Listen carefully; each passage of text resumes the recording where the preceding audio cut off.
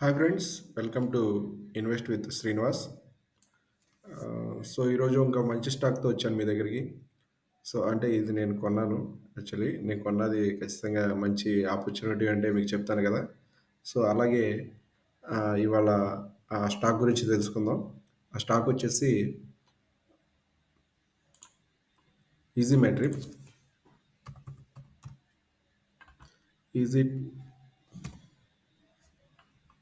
Easy trip planners limited అనమాట.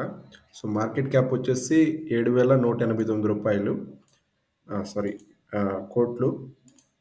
So 7,189 కోట్లు. So small cap company. So price వచ్చేసి రూ. 40 ఉంది. పిఈ వచ్చేసి 36 ఉంది. సో హై వచ్చేసి 54, లో వచ్చేసి 37. సో ఆల్మోస్ట్ లోలో ఉందన్నమాట, లోకి దగ్గరలో ఉంది. సో మనం ఏదైనా సరే ఒక స్టాక్ అనేది బేసిక్ లోలో ఉన్నప్పుడే మనం కొంటాం కదా. ఏదైనా లోలో మంచి ఎర్నింగ్స్ ఉంటూ మంచి పీఈతో కంపెనీ గ్రోత్ ఉన్న సిస్టమ్ అయితే ఆ కంపెనీనే మనం కొంటాం అనమాట జనరల్గా. అదే కదా మనం ఎప్పుడు చేసేది. సో అలాంటి కంపెనీతోనే ఆర్ఓఈ చూసారు, ఆర్ఓసిఈ 43%, ఆర్ఓఈ 33. మామూలు విషయం కాదు. నెక్స్ట్ వచ్చేసి కంపెనీ ఆఫర్స్ అనమాట. ఈ మనం ఏదైతే హాలిడేస్ ట్రిప్స్ ఉంటాయో అలాంటిది ప్లాన్ చేస్తుంది అనమాట ఈజీ మై ట్రిప్ అనేది. ఒక దాని యాప్ డౌన్లోడ్ చేసి మీకు అంత ఐడియా వచ్చేస్తుంది దీని గురించి. సో ఇప్పుడు ప్రజెంట్ రాబోయే సీజన్ ఏంటంటే అక్టోబర్, డిసెంబర్, జనవరి, ఇవన్నీ కూడా హాలిడే సీజన్స్ అనమాట. సో ఈ సీజన్స్లో ఖచ్చితంగా ప్రజెంట్ అయితే మార్కెట్లో వీళ్ళే బాగా ఆ, ఆ, ఏం చెప్తారు, చాలా ప్లానింగ్ గట్టిగా ఉందన్నమాట. వీళ్ళది ఫాస్ట్గా గ్రో అవుతున్నారు. చూసారు కదా, సెకండ్ లార్జెస్ట్ అనమాట. సెకండ్ లార్జెస్ట్ ప్రాఫిటబిలిటీ కంపెనీ ఇది ఆన్లైన్ ట్రావెలింగ్ పోర్టల్లో ఇండియా పరంగా. సో ప్రజెంట్ సో ఇది సబ్సిడీస్ కూడా ఉన్నాయి దీనికి. స్పైస్ జెట్ మీరు ఒకసారి ఇవన్నీ ఆ, మీరు స్క్రీనర్లోకి వచ్చి ఓపెన్ చేసి చూడొచ్చు దీన్ని. నేనే కాదు, మీరు కూడా చూడొచ్చు చక్కగా. సో అందరితో పార్ట్నర్షిప్ ఉంది దీనికి. జస్ట్ డైల్తో కూడా పార్ట్నర్షిప్ ఉంది. ఫర్దర్గా ఎలక్ట్రికల్ బస్సెస్ కూడా ఇవి టైఅప్ అయ్యే అవకాశం ఉంది దీనికి ఫ్యూచర్లో. సో గ్రోత్ ఉన్న కంపెనీ ప్రజెంట్ అయితే ఇది ఈజీ ట్రిప్ ప్లానర్స్ అనేది. సో దాన్ని నేను తీసుకున్నాను కాబట్టి మీకు చెప్పడం జరుగుతుంది. నెక్స్ట్ వచ్చేసి పిఈ వచ్చేసి లోయెస్ట్ ఎవర్ పిఈ అనమాట. ప్రజెంట్ ఇప్పటి నుంచి 2021 నుంచి కూడా ఇప్పుడు ప్రజెంట్ లోలో ఉంది. చాలా మంచి విషయం ఇది. లో పీఈలో కొంటున్నాం మనం. ఇంకొకటి జనరల్గా కాంపిటేటర్లు కూడా దీనికి తక్కువే మార్కెట్లో. గ్రోయింగ్ చూసారు కదా, వీటి పీఈలు చూసారు కదా. దీని పిఈ 97, దీని పిఈ 140. ఈ యాత్ర ఆన్లైన్ అనేది మొన్న లిస్ట్ అయింది. పిఈ అనేది తెలియదు కాబట్టి. నెక్స్ట్ వచ్చేసి net profit, quarterly net profit చూసుకుంటే మీరు 34, హైయెస్ట్ ఎవర్ నెట్ ప్రాఫిట్. మీరు దీన్ని క్వార్టర్ అండ్ క్వార్టర్లో మార్చ్ టు మార్చ్ కాకుండా జూన్ టు జూన్ చూడండి, ఇయర్ అండ్ ఇయర్. 26 ఉంది, ఇప్పుడు 34కి వచ్చింది. సో నెట్ ప్రాఫిట్ హై లైన్లోనే ఉంది, పర్ఫెక్ట్గా ఉంది. సో నెక్స్ట్ వచ్చేసి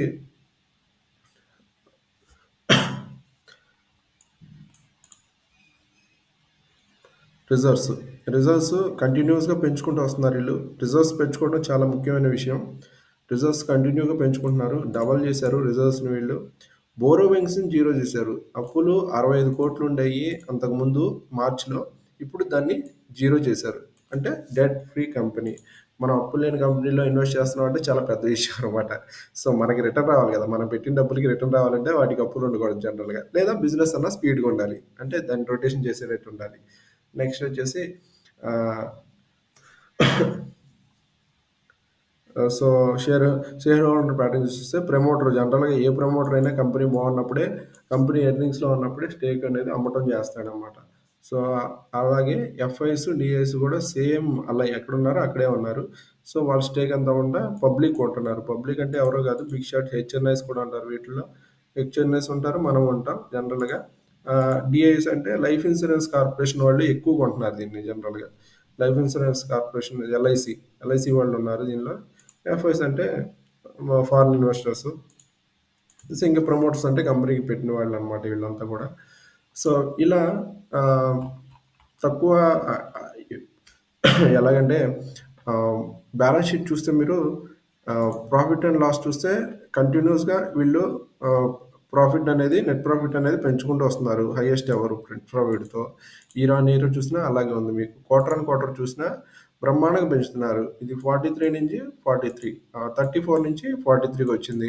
సో, నెట్ ప్రాఫిట్ చూసారు కదా! 10 నుంచి ఇప్పుడు 34కి వచ్చింది. ఇలా 34 అంటే 26 నుంచి 34 వచ్చింది. సో, హైయెస్ట్ ఎవరు అంటే ఎక్కడ కూడా తగ్గించే అవకాశం లేదు. నెట్ ప్రాఫిట్‌లో గానీ, దేంట్లో అయినా సరే ఫ్యూచర్ గ్రోయింగ్ కంపెనీ ఇది. ఎలాగంటే ఆహ్, ఫస్ట్ ఆఫ్ ఆల్ నెక్స్ట్ వచ్చేది హాలిడే సీజను. ఆహ్, ప్రెజెంట్ లీడింగ్‌లో ఉన్నారు వీళ్ళు. ప్రైస్ వచ్చేసి 40 ఉంది. ఆహ్, ప్రైస్ వచ్చేసి లో ఎంత 37 ఇప్పుడు ఎంత ఉంది 40 ఉంది. 40.6 ఉంది. సో, లోలో ఉంది. హై ఎక్కడ 54 ఉంది. సో, మనం కంపెనీ అన్నీ హైలో ఉన్నాయి. ఆహ్, వచ్చేది మంచి హాలిడే సీజను. బట్ ప్రైస్ లోలో ఉంది. మంచి ఆపర్చునిటీ కదా కొనుక్కోవడానికి. పీఈ కూడా మీడియం పీఈ ఎక్కడుందో చూద్దాం. Medium PE 61 actually. 61 పీఈ అయితే 36 ఉంది. సో, మీడియం పీఈకెళ్ళినా సరే ప్రైస్ డబుల్ అయిపోద్దబ్బా! ఇప్పుడు ప్రెజెంట్ అయితే ఉన్నదానికి ప్రైస్ డబుల్ అవ్వాలి జనరల్‌గా అయితే. అంటే బుల్లిష్ మూవ్‌మెంట్ అనేది ఖచ్చితంగా రావాలి. అది రేపవ్వచ్చు, ఎల్లుండవ్వచ్చు, ఎలా అయినా అవ్వచ్చు. ఒక్కసారి చార్ట్స్ చూద్దాం. చార్ట్స్ చూస్తే ఇంకా మీకు క్లారిటీ వస్తది టెక్నికల్స్ చూస్తే. ఓకే. ఇది నిఫ్టీ. So, okay. నిఫ్టీ గురించి ఒకసారి చెప్తాను చిన్న విషయం. ఏదన్నా ఒక మార్కెట్ హైస్‌లో డబుల్ హై చేసిందంటే ఖచ్చితంగా ఒక డిప్ అనేదొస్తది. అది ఇక్కడ వరకొచ్చి ఆగుతుందా? లేదా ఇక్కడి వరకొచ్చి ఆగుతుందా? అనేది సెకండరీ. డిప్ అనేది వస్తుంది. మనం అన్నిటికి వెయిట్ చేస్తూ ఉండాలి. అలా అని ఇప్పుడు నాది 15,00,000 దాకా పొజిషన్ ఉంది. అయన్నీ అమ్ముకొని కూర్చోలేను గదా! మార్కెట్ ఎప్పుడు ఏం చేస్తదో తెలీదు హైస్‌లో ఉన్నప్పుడు. సర్ప్రైజ్ చేస్తా ఉంటది. మనం చేయాల్సిందేంటంటే ఎంత డిప్‌లో కొన్నామనేది. మనం కొన్న కంపెనీ ఎంత హైయెస్ట్ ప్రాఫిట్ రేస్ చేయాలి. మార్కెట్‌లో బుల్ మూవ్‌మెంట్ ఉండాలి. అంటే గ్రోత్ ఉండే కంపెనీ అయ్యుండాలి. లాస్ మేకింగ్ కంపెనీ అస్సలవ్వకూడదు. అలాగే ప్రైసు పీక్స్‌లో అస్సలుండకూడదు. అలాంటి కంపెనీలు మనం కొనం జనరల్‌గా. సో, డిప్‌లో ఉన్నప్పుడు కొంటాం కాబట్టి, మనం ఆల్రెడీ డిప్‌లో ఉన్నాం కాబట్టి, ఇంకా డిప్ వచ్చే అవకాశం చాలా తక్కువుంటది. అంటే 30, 40% పడిపోయే అవకాశం చాలా తక్కువుంటదనమాట మనకు కొనే కంపెనీలకి. ఆల్రెడీ 30, 40 పడిపోయిన కంపెనీలే మనం కొంటాం కాబట్టి, ఆటిలో బయ్యర్స్ ఉంటారు తప్పితే, సెల్లర్స్ ఉన్న స్టేక్‌ని అమ్ముకునేవాళ్ళు చాలా తక్కువ మందుంటారు. సో, అది మనకి సేఫ్ అనమాట. నేను అలాంటి కంపెనీలే చేసుకుంటాను. చాలా హార్డ్ వర్క్ చేస్తాను ఈటి మీద. ఎందుకంటే మనం ఒక రూపాయి పెడుతున్నాం అంటే ఖచ్చితంగా దాని మీద హార్డ్ వర్క్ చేయాలి. హార్డ్ వర్క్ చేయకుండా రూపాయి అనేది రాదు. ఏదో మార్కెట్ ఇప్పుడు పెరుగుతుంది అని రేపొద్దున రిలయన్స్ ఆహ్, ఒ ఒక షేర్‌కి ఇంకో షేర్ ఇచ్చేస్తుందని ఇక్కడ నిన్న వచ్చిన హైలో కొన్నవాళ్ళంతా ఏమైపోయారు చెప్పండి? ఇక్కడ హై వచ్చింది. ఇక్కడ కొన్నవాళ్ళంతా పరిస్థితి ఏంటి? వాళ్ళని నీట్‌గా కిందకి తీసుకొచ్చేస్తారు. ఒక మార్కెట్‌లో ఒక హైప్ వచ్చిందంటే ఇక్కడ ఎవరైతే కొంటారో జనరల్‌గా వీళ్ళంతా కూడా ఇక్కడ కొంటారనమాట. సో, ఈ డిప్స్‌లో కొన్నవాళ్ళు ఎవరంటే ఈ బ్రేకౌట్ అవ్వంగానే ఇక్కడ సెల్ చేస్తారు. ఏది సెల్ చేయడానికి మరి కావాలిగా వాళ్ళకి వాళ్ళు అమ్ముతున్నారంటే కొనేవాళ్ళు కూడా కావాలిగా. అలా కొనేవాళ్ళు ఎవరుంటారు? రీటైలర్స్. రీటైలర్స్ ఏం చేస్తారు? ఒక న్యూస్ వచ్చిందంటే ఆటోమేటిక్‌గా వచ్చేసి కొనేస్తాం. డబుల్‌కి షేర్‌కి షేర్ ఇచ్చేస్తారంట. 1:1 ఇచ్చేస్తారంట అని ఇక్కడ కొనేస్తాం. జనరల్‌గా వాళ్ళు అమ్ముకుంటూ వస్తారండి. అదే జరుగుద్ది. ఇంకొకటి మార్కెట్ ఇది రిలయన్స్ అనేది ఆయిల్‌కి సంబంధించింది కాబట్టి మా ఆయిల్ ప్రైజెస్ కూడా తగ్గుతున్నాయి కాబట్టి దీనికి కొద్దిగా నెగెటివ్. సో, అది అంతా సబ్జెక్ట్ వేరనుకోండి.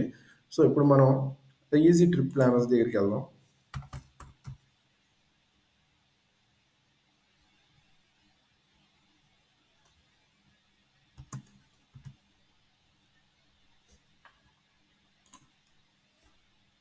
ఓకే. కొంచెం సో, నిన్న 2 డేస్‌గా ఇది దీనికి మంచి ఇదిలో ఉంది. అంటే ఒక బుల్ మూవ్‌మెంట్ వచ్చింది. ఒక 14% దాకా వచ్చింది 1 డేలో. నిన్న కాక మొన్న. సో, చూసాను. సో, ఏంటి అని స్టడీ చేశాను. స్టడీ చేస్తే ఇది జరిగింది. మొన్న కొన్న వాళ్ళంతా ఈ ఏరియాలో కొన్న వాళ్ళంతా ఇక్కడ ఈ మొన్న ఇది మార్కెట్ ఫెడ్ మీట్ ఉంది కదా! దానికి సంబంధించి ఇక్కడ జనరల్‌గా సెల్లింగ్ అనేది వచ్చింది. ఇంట్రాడే సెల్లింగ్ వచ్చింది. 8% పడింది పైనుంచి. So, okay. ఇది ఎలా ఉండిపోతుంది? దీని స్ట్రాటజీ ఏంటో కూడా తెలియాలి కదా మనకి. స్ట్రాటజీ చూపిస్తాను మీకిది.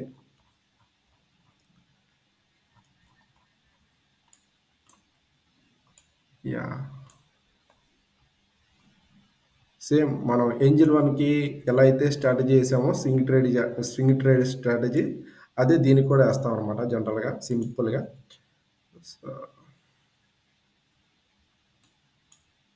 ఓకే. 38.8 మన స్వింగ్‌కి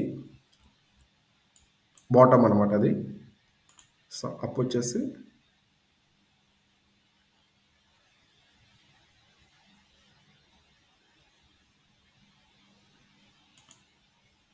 53.8. Yes. Okay. So, same angel వన్‌కేసిన స్వింగ్ ట్రేడే ఇది కూడా. ఇది ఎలాగంటే లైక్ ఇక్కడ ఒక బ్రేక్ అవ్వంగానే ఇక్కడ ఒకటొచ్చింది. సో, తర్వాత ఇక్కడ ఒకటొచ్చింది. సో, ఇక్కడ ఈ ఏరియాలో బ్రేకౌట్ వచ్చినప్పుడల్లా, ఈ ఏరియాలో వచ్చినప్పుడల్లా బయింగ్ వస్తది. సో, తర్వాత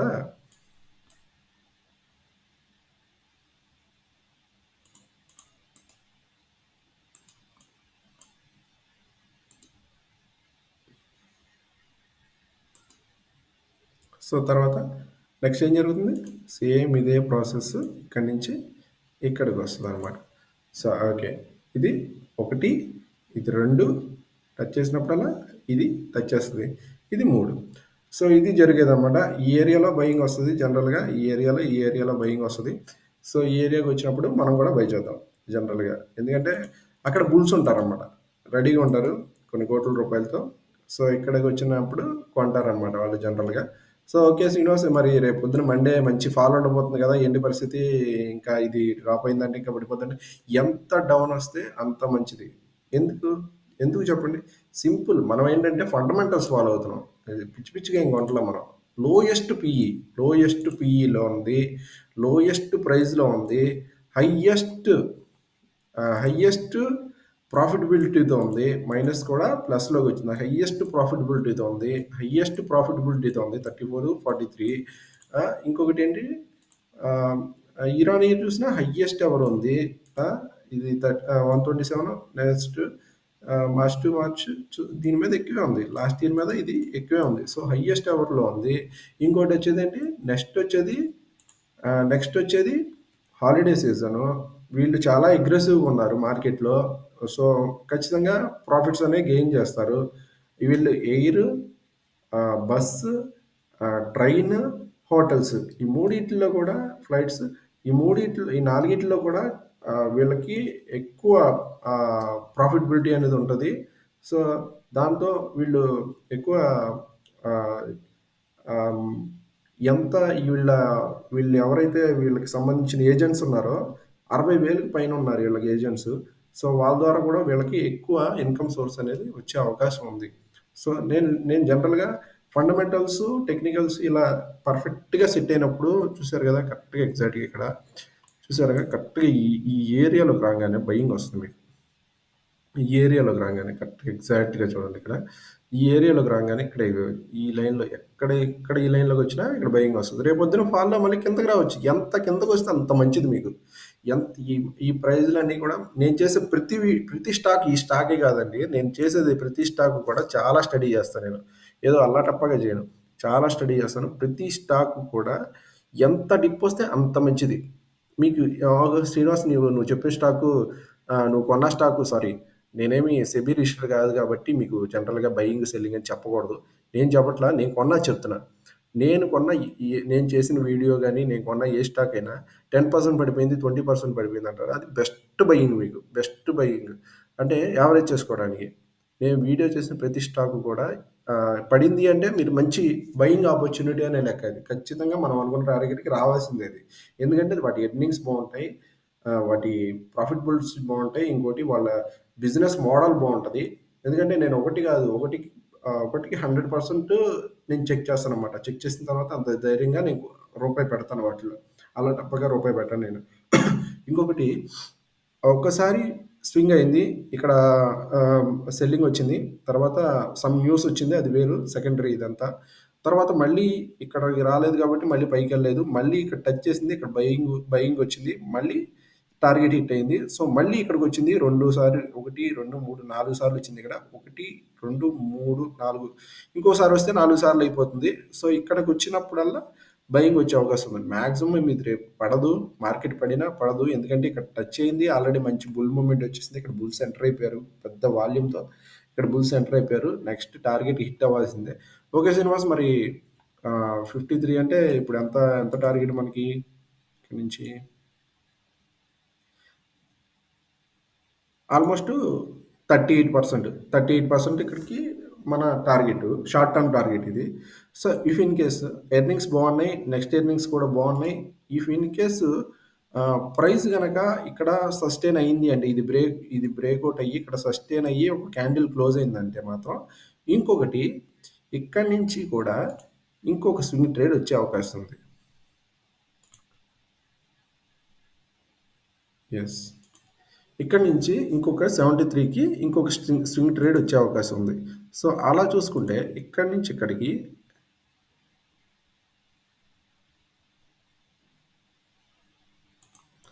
ఆల్మోస్ట్ ఆల్మోస్ట్ 90% ఉంది. ఇక్కడ నుంచి ఆల్మోస్ట్ 90% ఉంది. సో అదంతా అది 1 ఇయర్ పడుతుంది లేదా 2 ఇయర్స్ పడుతుంది సెకండరీ. షార్ట్ టర్మ్‌గా 1 ఇయర్ లోపల అయితే ఈ 38% అనేది ఖచ్చితంగా వస్తదని నమ్మకంతో నేను బై చేయడం జరిగింది. యెస్. యెస్. 39% ప్రెజెంట్ నా వ్యూ దీనిలో. సో ఎర్నింగ్స్ బాగున్నాయి. ఫ్యూచర్‌లో వచ్చేది హాలిడే సీజన్ కాబట్టి ఇంకా బాగుంటాయి. ప్రైజు లోలో ఉంది. హ్మ్. ప్రైస్ లోలో ఉంది. చక్కగా మన స్వింగ్ ట్రేడ్‌కి తగ్గట్టుగా ఉంది. లైక్ ఏంజెల్ వన్ ఇది కూడా సేమ్ అలాగే ఉంది. బిజినెస్ ప్యాటర్న్ బాగుంటది. ఇప్పుడు ఎవరైనా సరే ముందు ఈ స్ట్రెస్‌కి ఖచ్చితంగా ఫ్యామిలీని తీసుకొని బయటికెళ్ళాలి అనుకుంటారు. రూపాయి సంపాదించే ప్రతి ఒక్కళ్ళు కూడా. దట్టు ఈ రీల్స్, ఇన్‌స్టాగ్రామ్ రీల్స్ చేసే వాళ్ళకి ఇంట్లో కూర్చుంటే పిచ్చెక్కుద్ది. ఆళ్ళు ఖచ్చితంగా బయటికెళ్ళి ఒక స్టఫ్ ఎతికి ఖచ్చితంగా దాన్ని, అది ఫుడ్ అవ్వచ్చు, లైక్ ప్లేసెస్ అవ్వచ్చు, ఎక్స్‌ప్లోర్ చేయాల్సిందే. అది మన ఇంట్లో ఆడవాళ్ళు అవ్వని, పిల్లలు అవ్వని, ఎవరైనా అవ్వని, మనమైనా అవ్వని. ముందు ఏదో ఒకటి ఎక్స్‌ప్లోర్ చేసి వీడియో తీసి మనం జనరల్‌గా ఇన్‌స్టాగ్రామ్‌లో పెట్టాల్సిందనమాట. సో, ఆహ్, ఫ్యూచర్ అంతా నాకు తెలిసి మంచి ఆహ్, ట్రావెల్‌కి డిమాండ్ ఎక్కువ ఉండబోతుంది. ఎందుకంటే నేను కూడా ఒక ట్రావెల్ ప్లాన్ చేస్తున్నాను. సో, ఇది మంచి కంపెనీ, మంచి ఎర్నింగ్స్ ఉన్న కంపెనీ, ఫ్యూచర్ గ్రోత్ ఉన్న కంపెనీ. అందుకని నేను రూపాయి పెట్టాను. సో, నేను పెట్టిన విషయం జస్ట్ ఊరికే వీడియో తీస్తున్నాను. అది బై, సెల్ అనేది మీ ఫైనాన్షియల్ అనలిస్ట్, మీ ఫైనాన్షియల్ అడ్వైజర్స్ ఎవరైతే ఉంటారో వాళ్ళని అడిగి మీ డిసిషన్ తీసుకొని లేదా మీరే చెక్ చేసి కొనాలా లేదా అనేది మీ ఇష్టం. Thank you so much. Love you all.